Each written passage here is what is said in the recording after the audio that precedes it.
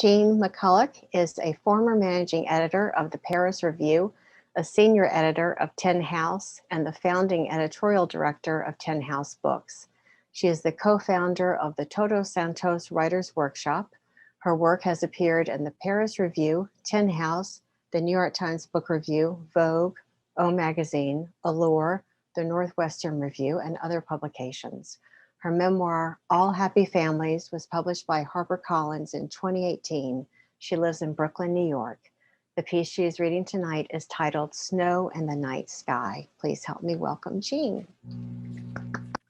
Thank you.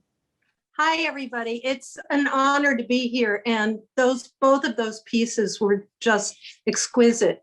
So I loved sitting back and hearing them all. I'm going to write an essay that I just finished fairly recently. And I just wanted to say a little bit about it in the beginning. I was commissioned to write this piece for an anthology. It's going to be the second anthology in a series called Moms Don't Have Time to Read Books. And I'm giving it that shout out because I know you guys are going to be hosting Zibby Owens, the creator of that, soon. I had asked them what they wanted me to write on, because often I find a little prompt can help. And they said friendship. And then I immediately regretted that I had asked them, because I kind of drew a blank. And all I could think of in my mind's eye as I sat down was an image of Winnie the Pooh and Piglet wandering through the 1,000-acre wood together.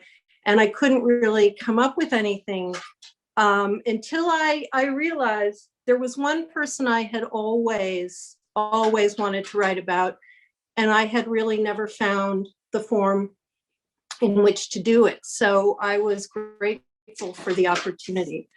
So this is Snow in the Night Sky. The message was written in spidery hand on a scrap of paper ripped from a legal pad, the edges ragged. It lay on the table in an unfamiliar kitchen, held down by a coffee mug.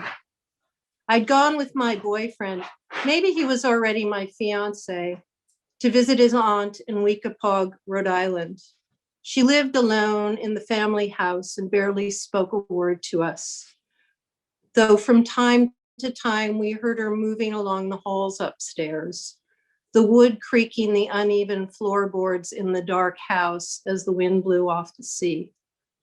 We were just 24. Your sister called to tell you Snow is dead. That was the message. I didn't see the lugubrious aunt again after that. I got on a train back to New York for the funeral of my best friend. Her real name wasn't Snow, it was Kathy. But Kathy didn't do justice to her flaxen blonde hair. It was just too plain a name. We tried for a long time to come up with a counterpart for me, but my red-brown hair only conjured words like rust and Irish setter. For a while we tried terracotta. We liked the romantic sound of it, but it was really too much of a mouthful. Our mothers had met dropping us off at Sunday school in the local Episcopal church and bonded over the fact we'd all just arrived in New York from Europe and were beginning schools across the street from each other on the Upper East Side. Snow was going to the more conservative school, where in 1968, girls wore Nixon buttons pinned in their hair ribbons. And I was going to the more progressive, where we wore black armbands and canvassed the Yorktown neighborhood for social studies credit. It's been said that you do not make friends, you recognize them. What did we recognize? A way of being easy with each other, I suppose. A love of the madcap. Shaky Super 8 movie footage shows us dashing around in my family's living room, wearing my mother's fur coats, the hems puddling at our feet. When Snowflake the albino gorilla graced the cover of National Geographic magazine, we spent entire Saturday afternoons in white turtlenecks and ballet tights, our hair tucked into my mother's white latex bathing caps, perched on the arms of club chairs and backs of couches, munching imaginary bananas. We invented a language. It went bois, bois, bois, that only albino gorillas could speak.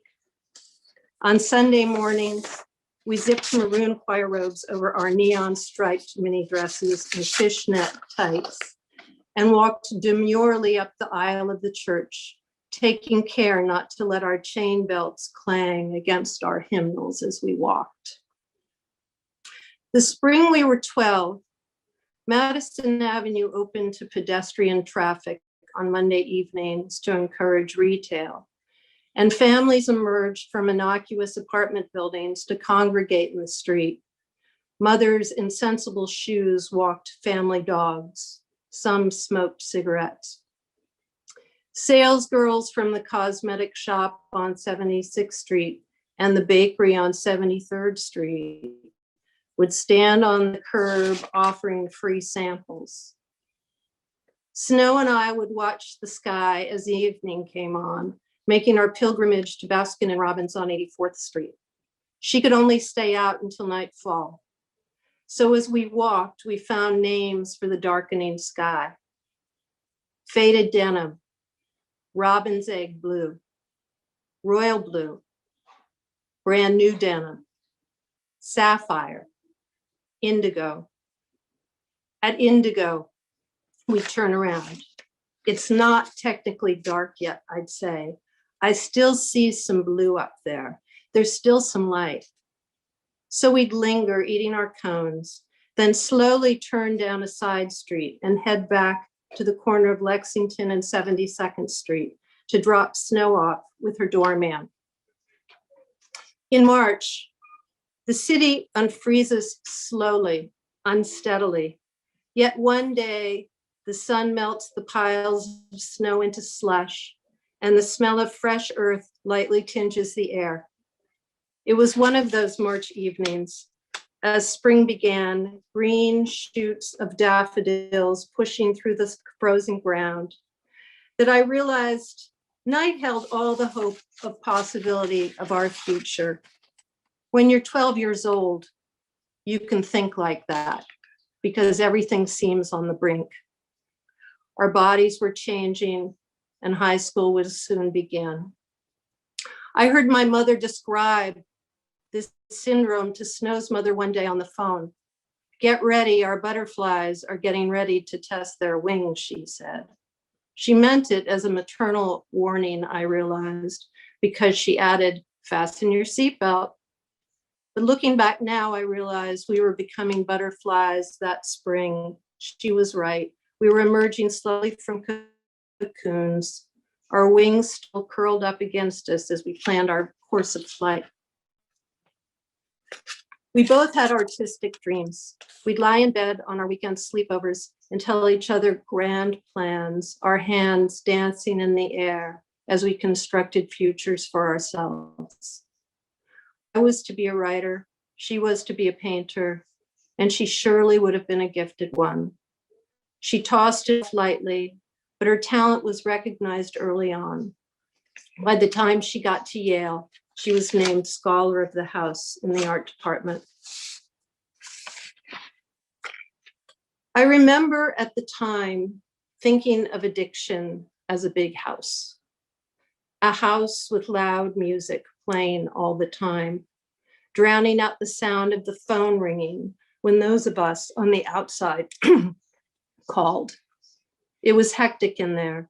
Groups of damaged souls dancing and spinning into walls with chaotic euphoria. Soon after we graduated from college, Snow slipped into that house quickly when I wasn't looking. Where the hell was I? Why was I not pounding on the door of the house, demanding she come out? I was on the outside somewhere, busy starting my own life, living in a tiny apartment on Horatio Street with a tall man and a magazine job that included petty cash. In the last picture I have of Snow, she's standing with her dog Travis and a boy she met in art school. Her jeans are splattered with paint and rolled above her ankles. Her blonde hair is matted, cut short in uneven chunks around her face, as if she'd taken scissors to it in the dark. She had a column of rubber bands around her ankles and more on her wrists.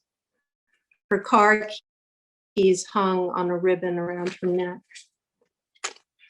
The image of that chaotic house kept coming back to my mind at her funeral and at the reception after in my family's living room. I saw myself outside that house, and I could not forgive myself for not looking up long enough to see her as she wafted by the window, as if that would lure her out. Even when I knew she was struggling, still I was standing outside with my hands in my pockets, staring down at the rough pavement, accepting the boundaries that she'd put up. The coroner reported pneumonia as the cause of death, and I imagine her body was so emaciated by then from heroin use that anything could have taken her out.